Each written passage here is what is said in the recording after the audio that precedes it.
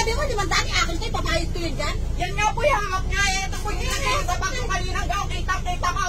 Kaya nga po nagreklamo ako na nawawalan ako ng pera. Magreklamo ka kung nawala sa'yo. Kung sa'yo, Hindi po kayo nagreklamo nga ron. Ayun yung video, oh. O, sige. Nakita rin po kayo kasi mag-video. Eh, akin yan eh. Sa'yo ba yan? O, ibibigay ko sa'yo ng pera. Kita ko pa. Pakadun. O, sige. Alita, kuya, itanong mo kung may nawala sa kanya. O, sige. Kaya nga po nawala akong pera. Ninakaw ka, babalik ka! Ha? Siyempre, babalik na eh. Pinag-inaano ko na po kayo eh. Bakit kayo babalik ka? Nasabi niya kasi, Sige. CCTV po tayo. O, sige po.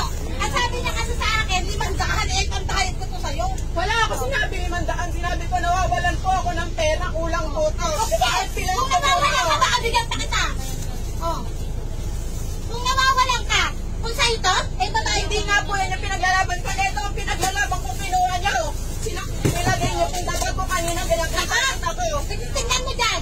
Mula ka sa'yo nawawala, eh. Tala mo, tingnan mo. Nagreklamo na nga ako sa inyo. Teka ako kaayos. Dapat sasabi ko sa inyo nawawalan po ako ng pera. O, yata pala.